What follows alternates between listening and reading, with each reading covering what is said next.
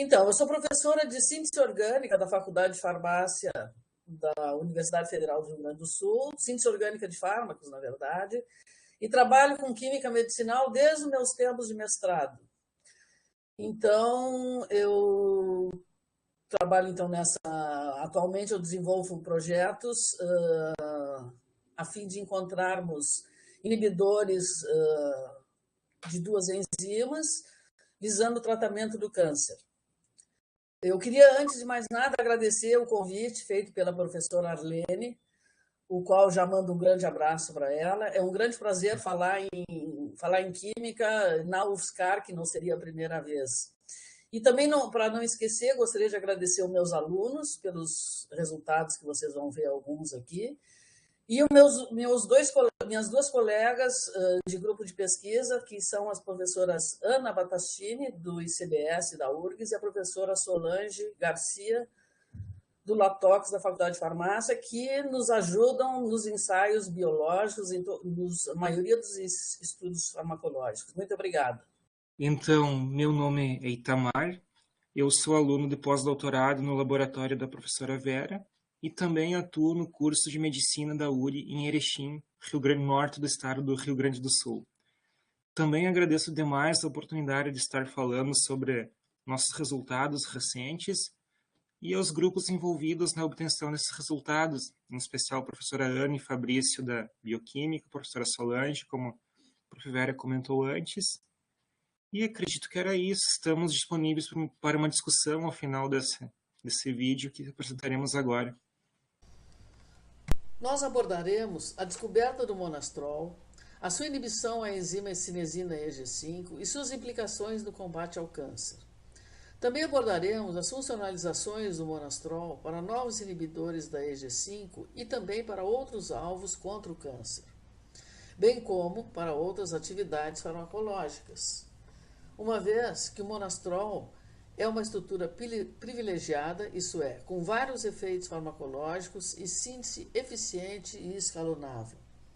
Por fim, a contribuição do Laboratório de Síntese Orgânica Medicinal no estudo desse composto e seus derivados. O monastrol é uma 3,4-diidopirimidin 2,1-H-tiona, conhecida como DHPM. O monastrol, na verdade, é um adulto da reação multicomponente de Bidinelli que envolveu a reação entre o 3-hidroxibenzaldeído, a tiureia e o acetato de etila. Esse composto ficou importante quando, em 1999, descobriu-se que ele inibia a cinesina EG5, impedindo a mitose em células cancerígenas, traduzindo-se, então, em um promissor mecanismo de ação contra o câncer. A reação de Bidinelli foi publicada em 1893 com a reação entre o acetato de etila, o benzaldeído e a ureia, formando então, dessa vez, a primeira diidopirimidinona publicada. Entretanto, na virada do século XIX, as reações de condensação envolvendo ureias eram consideradas antiquadas. Dessa forma, a reação de Bidinelli ficou no esquecimento por mais de 100 anos. Nesse gráfico, observa-se que somente a partir da descoberta do monastrol em 99 é que o número de publicações cresceram exponencialmente. Anteriormente a esse período, as publicações eram raras e principalmente relacionadas ao estudo do mecanismo da reação de Bidinelli. Somente em 2000 foi publicado o primeiro catalisador para síntese e em 2005 o primeiro catalisador assimétrico para essa reação.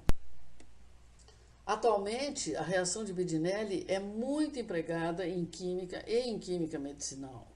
Isso porque é uma reação tricomponente e envolve todas as características positivas das reações multicomponentes, principalmente por ser uma química ambientalmente amigável.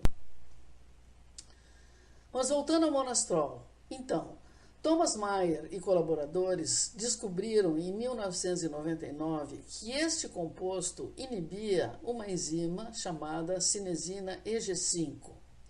Essa enzima ela é envolvida na separação dos centrosomas e na formação do fuso bipolar e direciona o transporte intracelular. Sua inibição interrompe o ciclo celular na fase M da mitose. Dessa forma, transforma, como já mencionamos, uma nova abordagem para o tratamento do câncer, uma vez que a cinesina EG5 ela possui uma grande expressão em células tumorais, principalmente em tumores sólidos e leucemia, e nenhuma ou pouca expressão em células normais, transformando-se então dessa forma para um alvo para o desenvolvimento de fármacos antitumorais. Aqui nessa figura, com dados de estudos de imunocitoquímica, observa-se duas situações. A primeira situação é onde uma célula, sem a presença do monastrol, se mostra na fase de divisão, onde os microtúbulos, aqui mostrados em azul, as tubulinas, estão em fase de reorganização para a divisão celular. No momento em que se adiciona o monastrol, um inibidor da enzima EG5, ocorre uma situação diferente, apresentando um fenótipo monastral diferente do anterior. Esse fenótipo monastral originou o nome monastrol do composto. A descoberta do monastrol pode ser resumida nesse fluxograma, onde tivemos uma quimioteca de 16.320 compostos que foram testados através de High Throughput Screening em testes com células cancerígenas por um tempo de 3 dias. Desses testes, foram selecionados 139 compostos que foram ativos contra essas células, e a partir daí, através de diversos testes biológicos, selecionou-se apenas um composto com a inibição da cinesina EG5. De acordo com Mayer, foi feito um screening para visualizar os microtúbulos e cromatina, a fim de identificar compostos que afetavam a mitose. Um composto apenas, aqui chamado monastrol, interrompeu a formação das cromátides das células em mitose. Dessa forma, o monastrol inibiu in vitro a motilidade da cinesina EG5, uma proteína motor necessária para a formação das cromátides. Então, podemos dizer que o monastrol foi descoberto ao acaso, de forma serendípica, ou seja, a fonte da quimioteca eram 16.320 compostos sintetizados em laboratórios da Rússia. Esta quimioteca era constituída de compostos com os mais variados grupos funcionais e cargas.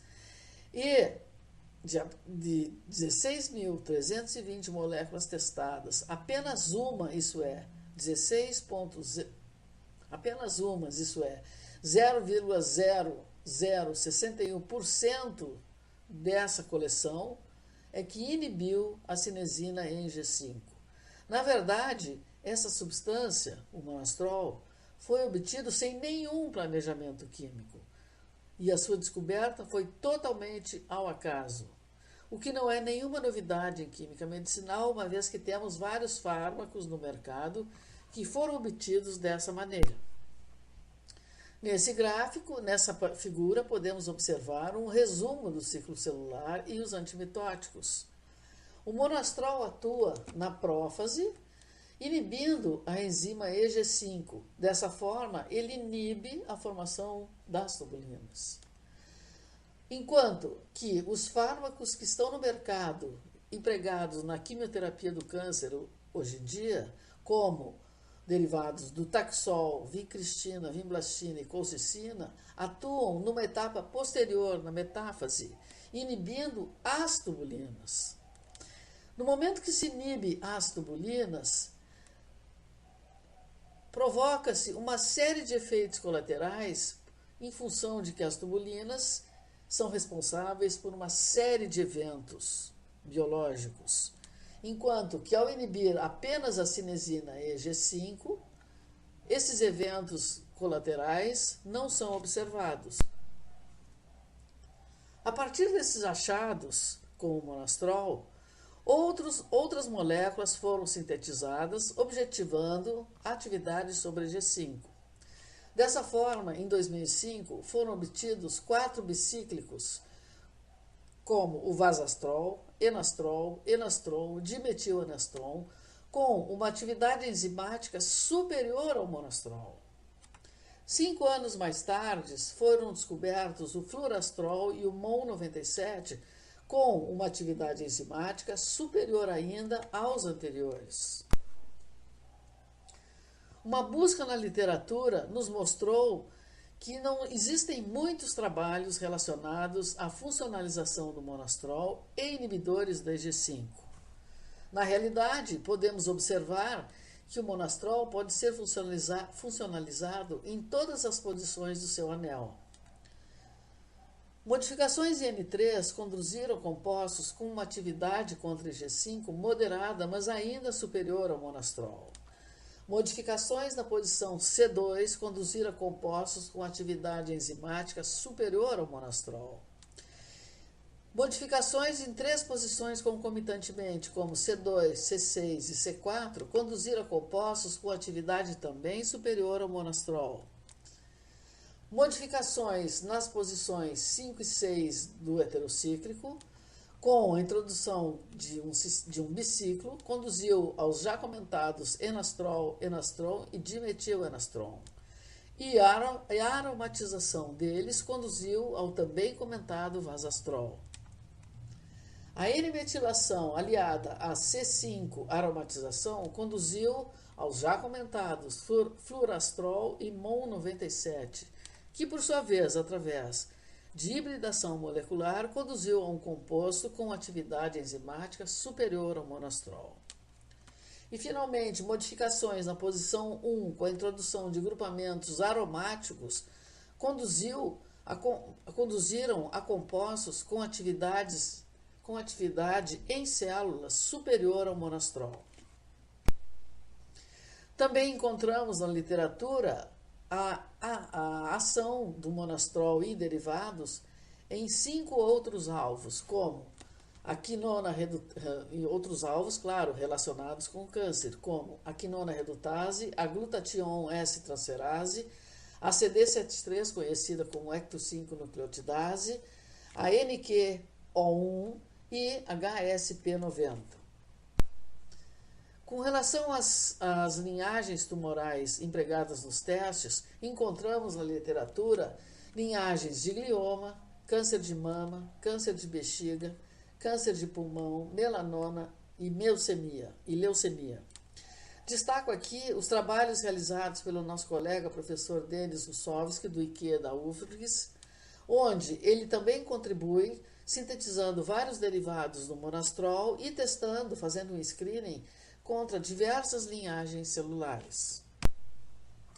Também encontramos na literatura a atividade do monastrol e de derivados em outros alvos, isso é, com outras atividades como antiparasitário contra a leishmania, inflamação, antiúlcera, neuroproteção e Alzheimer. Aqui nesse caso também gostaria de destacar o trabalho do professor Rômulo Canto, da Universidade Federal das Ciências da Saúde de Porto Alegre, em colaboração com o professor Braga, do IQ da UFSG, onde eles sintetizaram derivados do monastrol, do oxomonastrol, na realidade, com modificações na posição 6, com átomo de selênio.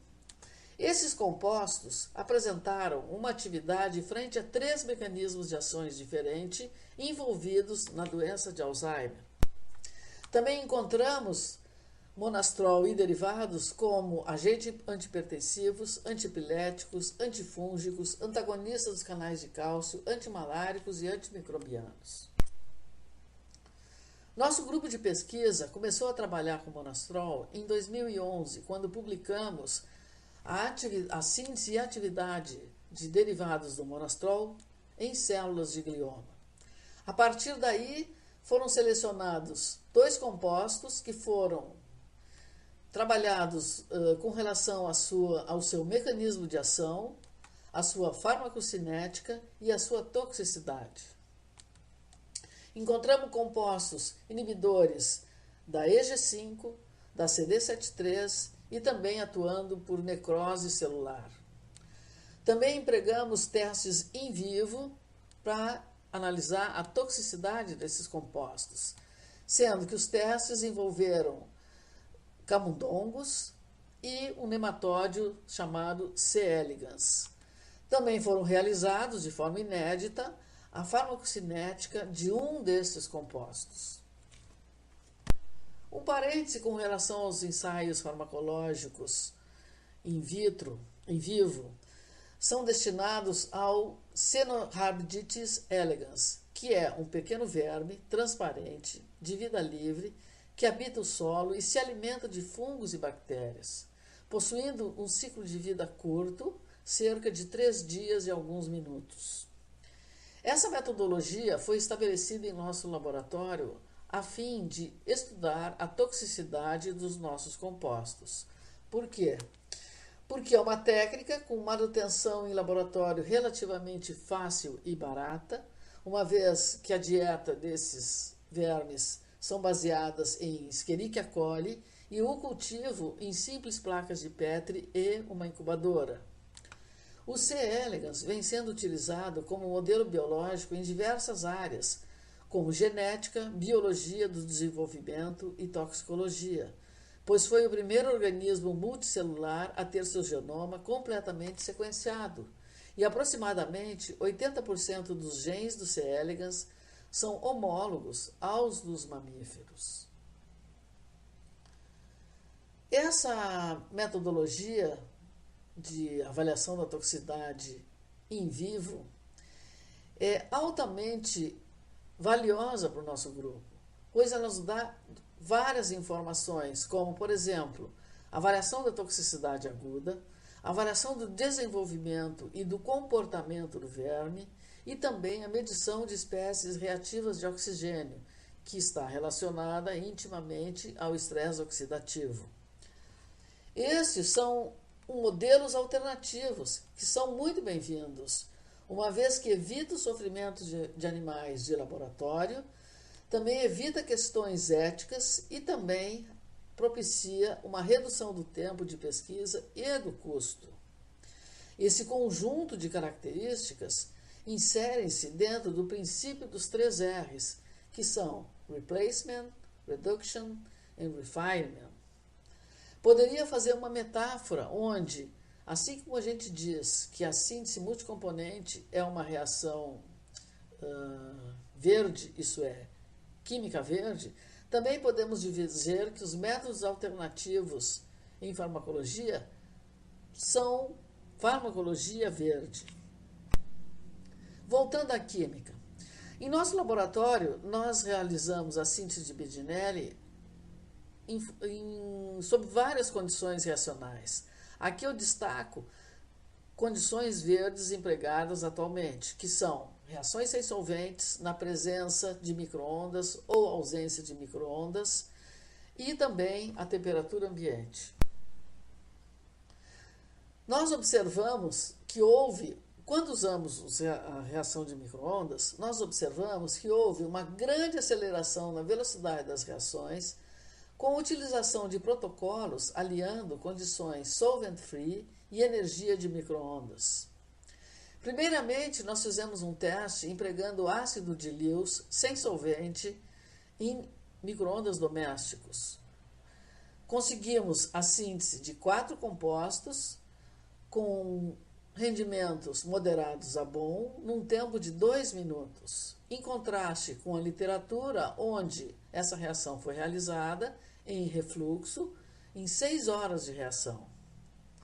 Depois, nós substituímos por o uso de trietil-ortoformato, que é um agente desidratante empregado nas reações de formação de enaminas, em associação ou não com ácido de Bronsted, tipo HCl, ácido cítrico e ácido oxálico, em aquecimento convencional ou em radiação de micro-ondas. encontrando então excelentes resultados. O primeiro exemplo seria a reação de Bedinelli empregando TOF na presença de ácido sem solvente usando aquecimento convencional. O produto foi obtido em 2 horas de reação. Depois disso, nós usamos os reagentes da reação de Bedinelli em presença de TOF sem solvente e os produtos foram obtidos em 4 minutos de reação. Obtivemos dessa forma 8 compostos com rendimentos de moderados a bom. Isso nos estimulou a realizar a mesma reação, só que dessa vez em série, onde empregamos, onde obtivemos uma quimioteca de 12 compostos de uma só vez em 11 minutos. Isso mostra que essa metodologia sintética é uma metodologia robusta, que fornece os produtos em excelentes rendimentos e grau de pureza. Concluímos com esses trabalhos que o TOF ele é eficaz na promoção da reação de Bedinelli. Essa reação não ocorre nas mesmas condições sem o TOF. Esse foi, na verdade, o primeiro exemplo da utilização de um agente puramente desidratante na promoção dessa reação. Além disso, essa reação não envolve a utilização de metais, evitando a presença de traços desses produtos, nos produtos formados. Depois disso, nós partimos para o estudo do mecanismo de ação, da farmacocinética e da toxicidade. A partir da quimioteca sintetizada de 14 compostos, selecionamos os dois mais ativos, que foram o Lazon 65 e o Lazon 63, com modificações na posição aromática da diidopyrimidinona, para prosseguir nos estudos. O Lazon 65 mostrou que mostrou que induz necrose e não inibe a enzima EG5. Esse composto, Lazon 65, foi testado em camundongos no modelo de sarcoma 180 IP. Mostrou que esse composto, Lazon 65, inibe o crescimento do tumor em 76% do seu volume, enquanto que o monastrol inibiu 53%. Os estudos de farmacocinética foram realizados IV e via oral em camundongos e nos forneceram valiosas informações, como, por exemplo, a baixa toxicidade do Lazon 65. A pouca toxicidade que observamos foi a alta diurese dos ratos, que cessou após o tratamento, que foi de 14 dias, numa dose de 90 mg por quilo. Detectamos um período curto de meia-vida, ou seja, 2 horas e 15 minutos. Em contrapartida, o Lazon 65 apresentou uma boa biodisponibilidade e mostrou que acumula-se nos pulmões principalmente e também nos tecidos adiposos. Esses foram os primeiros relatos de resultados em vivo envolvendo as diidopyrimidinonas. Já o Lazon 63 mostrou que não provoca necrose nas células tumorais e nem inibe a EG5. Na realidade, ele inibe uma outra enzima chamada CD73 ou ecto-5-nucleotidase envolvida no câncer, mas um mecanismo completamente diferente, como será abordado posteriormente. Objetivando, então, encontrar inibidores contra a cinezina EG5 mais potentes que o monastrol e que o monastrol, nós realizamos em nosso laboratório um estudo de modelagem molecular onde detectamos 3 bolsões hidrofóbicos passíveis de funcionalizações e de exploração para futuras modificações. Então, observamos que temos um bolsão hidrofóbico P1 relacionado com a posição C5 da diidopyrimidinona. Existe também um bolsão hidrofóbico P2 relacionado à posição N1 do monastrol. E um bolsão hidrofóbico P3 relacionado à porção fenólica do monastrol. Todas posições amplamente disponíveis para exploração, isso é, para funcionalização. Dessa forma, então, planejamos e sintetizamos diversos compostos, objetivando explorar essas posições da cinesina. Dessa forma, então, objetivando atingir a cinesina, nós obtivemos compostos nas posições C2, C5, C6, C5 e também na posição N1. Adicionalmente, também procuramos compostos que inibam a CD73.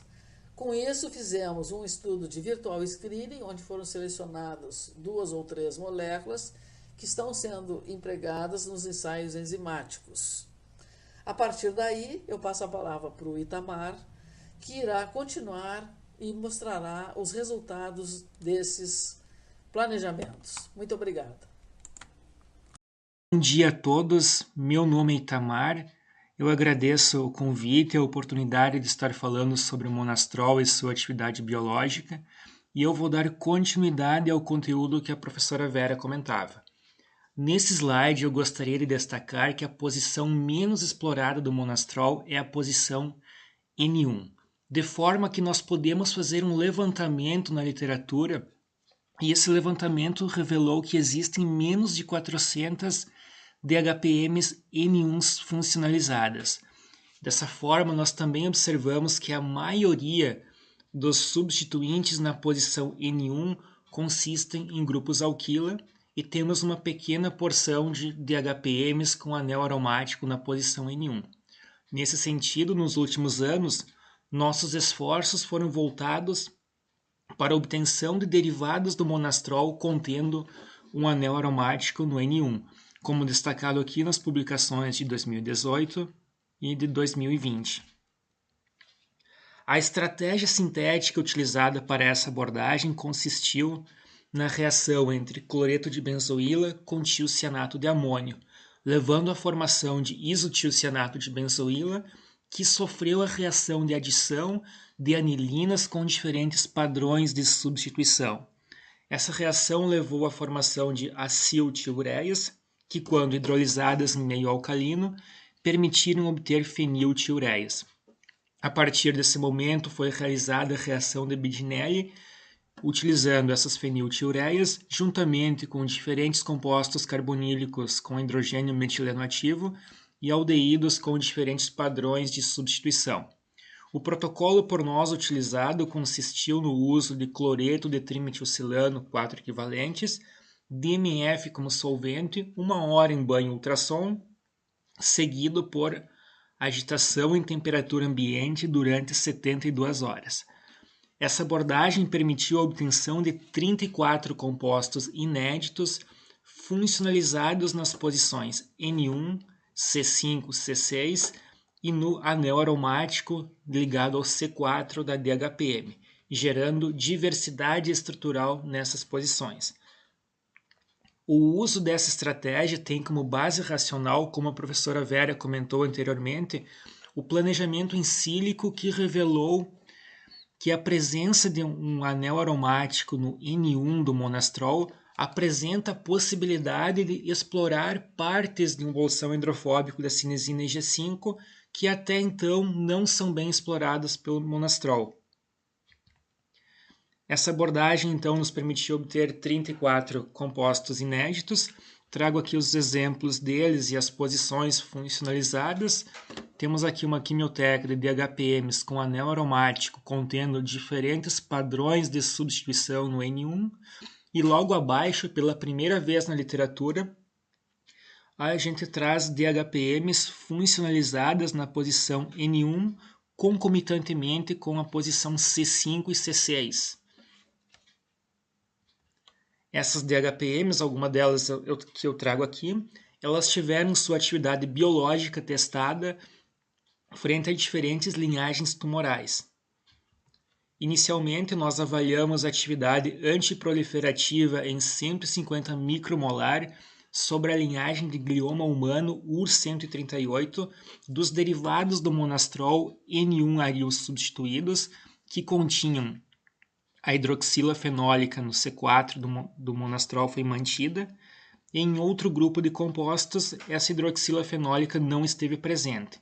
Essa análise permitiu constatar que os compostos com maior nível de atividade sobre essa linhagem celular consistiram naqueles em que a hidroxila fenólica do monastrol foi mantida, e estão destacados em laranja na nossa figura. Isso permitiu inferir que a hidroxila fenólica do monastrol se mostrou um elemento essencial para a atividade biológica nessa linhagem celular.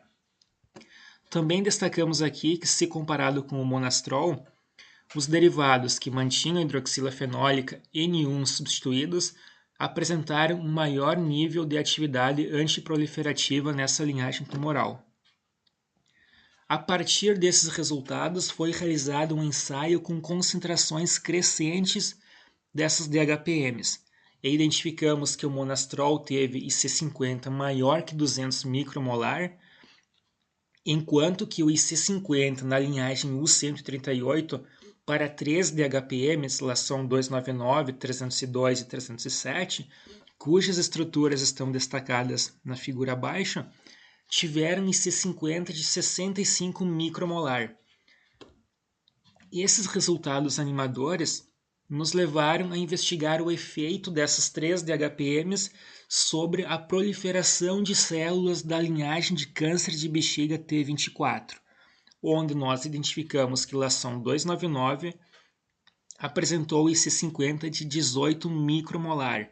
Esse valor corresponde a cerca de 14 vezes menor que o valor de IC50 que nós encontramos para o monastrol, que consistiu em 258 micromolar. Dando continuidade aos nossos estudos com o objetivo de definir uma relação estrutura-atividade dos derivados do monastrol nessa linhagem de glioma, nós investigamos o efeito do derivado do lação 309 quando a porção éster foi hidrolisada. E esse composto, o ácido do lação 309, ele não apresentou atividade sobre as células de glioma U138 quando hidrolisado, sugerindo assim que a presença do éster se mostra como um fator importante para a atividade nessa linhagem. Também identificamos que os derivados glicosilados do monastrol, lação 129 e 128, apresentaram maior efeito antiproliferativo se comparado com o monastrol. Essas DHPMs foram obtidas através da reação de Bedinelli empregando aldeídos glicosilados como materiais de partida. Esses aldeídos glicosilados foram obtidos pelo grupo do professor Ricardo da Universidade Federal de Minas Gerais, empregando reações clássicas da química de carboidratos. Resumindo então esses achados e discutindo alguns outros dados que não foram mostrados em função do tempo limitado que temos, a presença da hidroxila fenólica se mostrou um fator importante para a atividade. A hidrólise do éster produziu perda da atividade, a troca do éster por metilcetona produziu perda da atividade, assim como a troca do éster por um anel alquílico também produziu perda de atividade.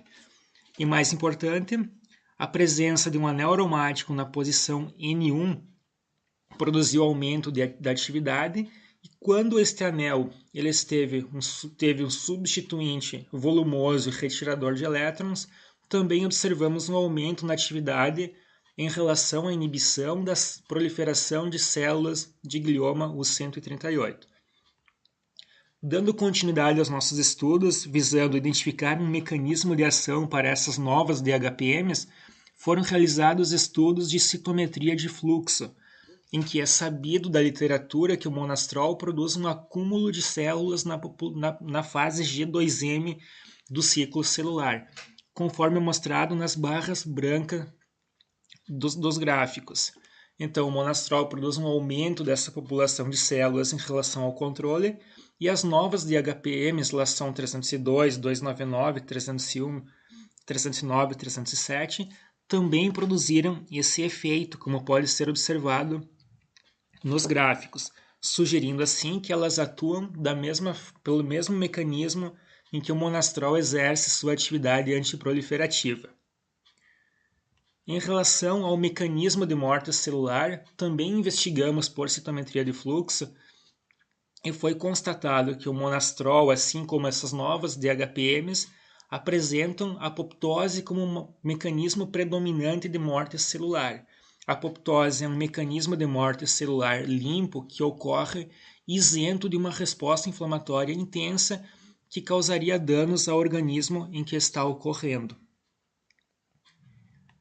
E por fim, para confirmar a ação dessas novas DHPMs sobre a cinesina Ig5, nós realizamos um ensaio fenotípico de imunocitoquímica, o mesmo ensaio que o Thomas Meyer realizou em 1999 com o monastrol e a quimioteca em que ele estava fazendo a triagem, foi realizado por nós. Ele consiste na marcação do material genético das células, do DNA, e na marcação da tubulina com anticorpos que são ligados a moléculas fluorescentes e depois observados por microscopia de fluorescência.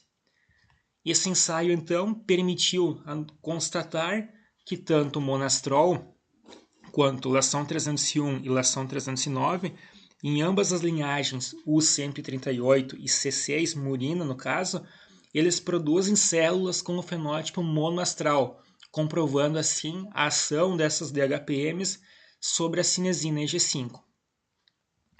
Em relação a estudos toxicológicos, nós utilizamos o nematóide C. elegans, como a professora Vera o apresentou anteriormente, e encontramos que tanto para o monastrol quanto para as novas DHPMs, os valores de dose letal 50 foram acima de milimolar. Cabe destacar aqui que os valores de C50 observado na redução da viabilidade de células tumorais foram na ordem de micromolar. Destacamos aqui também que esta é a primeira vez que aparece na literatura o valor de dose letal 50 de toxicidade in vivo do monastrol e nós o encontramos como sendo 80 milimolar. Ainda realizando estudos com o nematóide C. elegans, foi avaliado o desenvolvimento desse nematóide quando ele estava exposto a concentrações crescentes das 3 DHPMs sob investigação. Encontramos também pequenas diminuições na área corporal desses organismos, apenas nas concentrações mais elevadas acima de milimolar dessas DHPMs. Nesse ensaio, a área corporal dos nematóides é obtida a partir da medição em fotografias, e cada barra corresponde a pelo menos a medida da área corporal de 20 animais, pelo menos. E por fim, utilizando o C. elegans, foi avaliado o efeito que essas DHPMs apresentaram sobre a produção de estresse oxidativo nesse organismo. Utilizamos um ensaio do DCF, que é um composto químico que reage com espécies reativas de oxigênio, produzindo uma espécie fluorescente. Então, no ensaio, a fluorescência do nematóide exposto a diferentes concentrações dos compostos a serem testados é medida em função do tempo.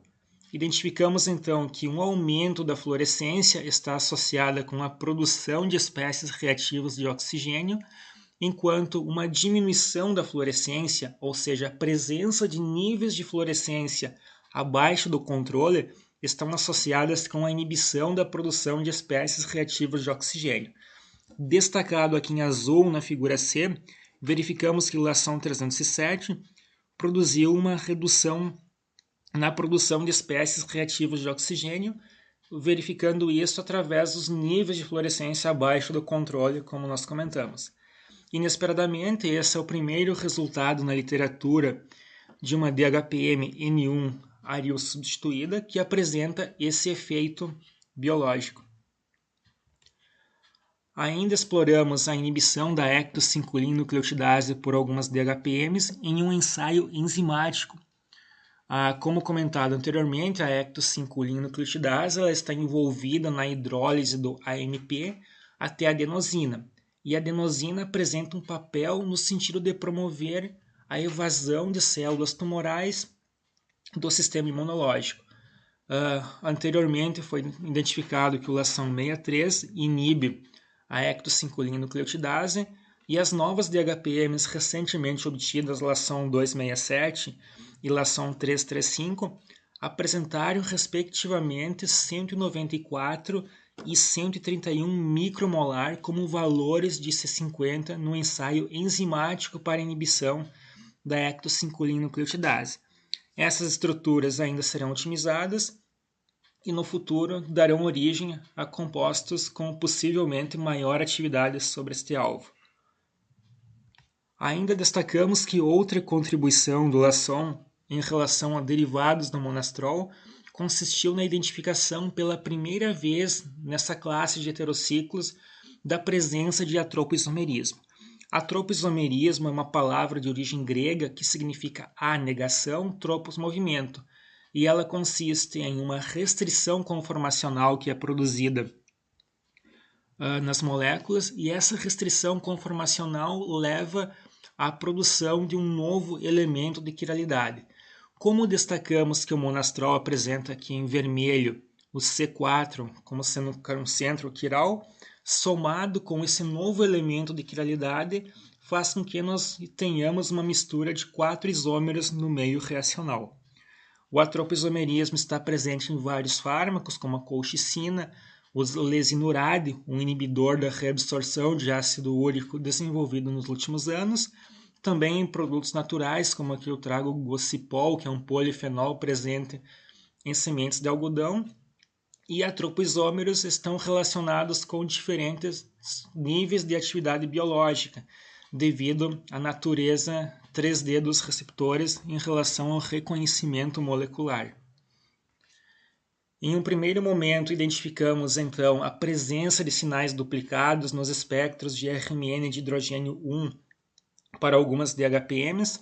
Aqui eu trago destacado em azul os sinais dos hidrogênios da metila do éster, em vermelho os sinais dos hidrogênios da metila vinílica, em verde os hidrogênios metilênicos do éster, em amarelo o hidrogênio benzílico do anel da dihidropirimidinona. Então, quando nós tivemos a presença de substituintes que consistiam em um anel aromático orto substituído na posição N1, esse fenômeno foi identificado. Em um primeiro momento, consideramos a possibilidade da formação de uma mistura de regioisômeros N1 e N3 substituídos. Entretanto, como a reação de Bidinelli apresenta elevada regioseletividade e como experimentos consecutivos que vou descrever a seguir demonstraram o contrário, essa possibilidade passou a ser desconsiderada. Como comentado anteriormente, eu trago aqui os sinais duplicados que nós observamos nos espectros de hidrogênio, considerando o sinal do hidrogênio benzílico destacado na estrutura, e sempre que houve um substituinte na posição orto deste anel aromático, encontramos sinais duplicados em diferentes proporções. Entretanto, para o composto 204, onde as duas posições orto estiveram simetricamente substituídas, esse fato deixou de existir, assim como quando as duas posições orto encontravam-se apenas substituídas com átomos de hidrogênio, deixamos de observar este fato.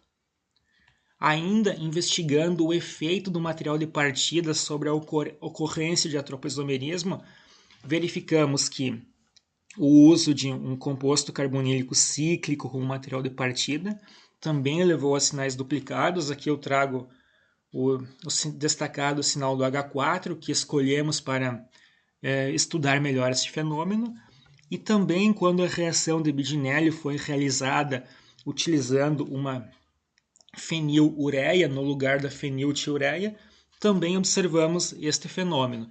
Acreditou-se por um momento que possivelmente pelo raio atômico do oxigênio ser menor, que esse fenômeno não seria observado. Entretanto, foi possível constatá-lo também. Investigamos também o efeito das condições reacionais sobre a formação preferencial de atropoisômeros, e aqui nós temos o sinal do H4, que foi escolhido também para estudar esse fenômeno, e verificamos que, quando a reação é realizada em temperaturas elevadas e sob radiação de micro-ondas, favorece um aumento da área do sinal do H4 mais desblindado. Em contrapartida, quando a reação é realizada em temperaturas baixas, como por exemplo próximo de menos 20 graus, nós temos um aumento da área do sinal mais blindado, como mostrado na figura E.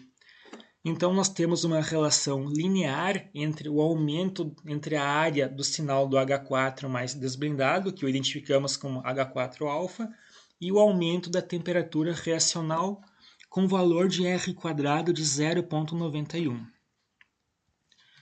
Dando continuidade aos estudos que tinham por objetivo comprovar que esse fenômeno estava ocorrendo, nós conseguimos a resolução em escala analítica de uma mistura contendo DHPM, em que a presença de atropisomerismo foi identificada. Observamos aqui em um cromatograma que foi obtido utilizando uma coluna com fase estacionária quiral, 4 sinais parcialmente resolvidos, e quando as posições orto estavam não substituídas, nós tivemos apenas 2 sinais devido à presença dos isômeros R e S da DHPM em estudo, que estão aproximadamente em proporções iguais, consistindo em uma mistura racêmica.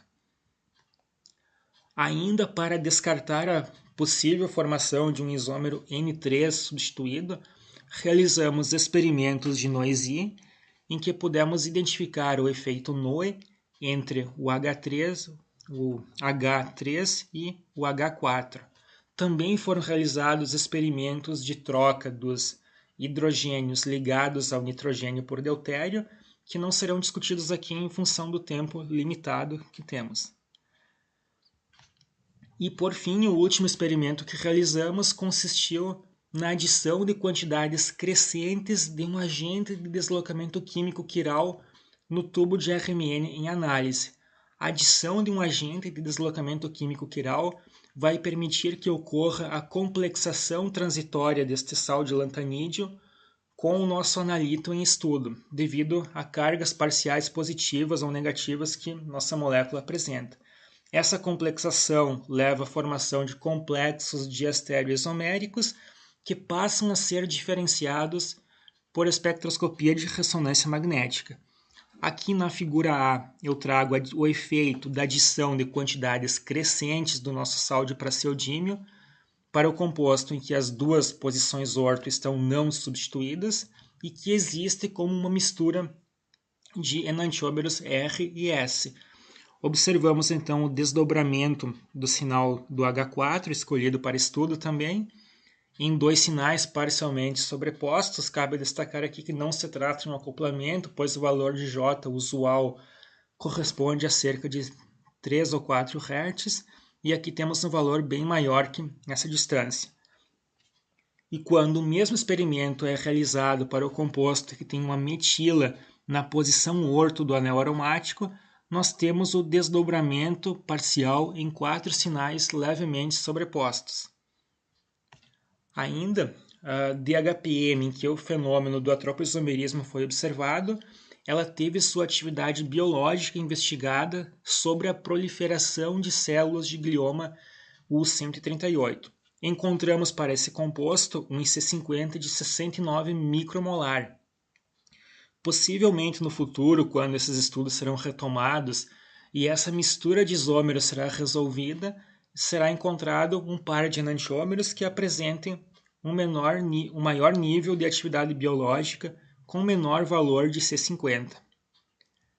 Como conclusões, destacamos que a reação de Bedinelli permite a obtenção de versatilidade e diversidade estrutural com bons rendimentos, atendendo a muitos aspectos da química verde.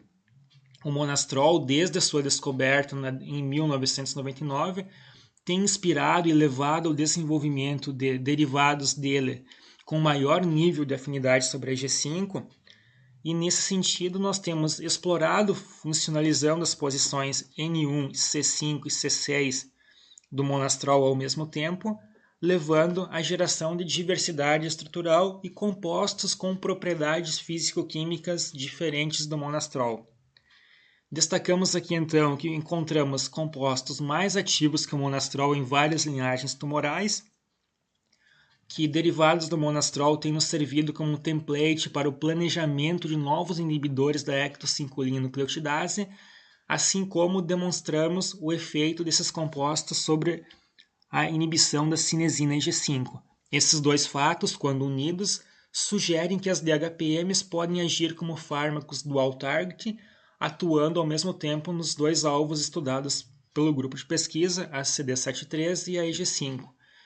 Também identificamos que um derivado do monastrol, lação 307, inibiu a produção de estresse oxidativo no C. elegans. Essas DHPMs derivadas do monastrol apresentaram-se isentas de toxicidade no C. elegans e pela primeira vez descrevemos e estudamos a presença de atropoisomerismo em derivados do monastrol. Agradeço a todas as pessoas envolvidas com a obtenção desses resultados, aos grupos parceiros que colaboraram conosco, agências de fomento, e estamos disponíveis para perguntas e discussões que surgirem. Ok. Muito obrigada, então, para finalizar, né? Muito obrigada novamente para a Arlene pelo convite. Foi um prazer falar com você sobre química. Estamos à disposição para qualquer outra situação no futuro. Muito obrigada. Tá ótimo. Igualmente, agradeço a presença de todos que dedicaram uma hora para nos assistir. E qualquer discussão que surgir no futuro, também estamos disponíveis por e-mail ou qualquer forma de contato. Obrigado novamente.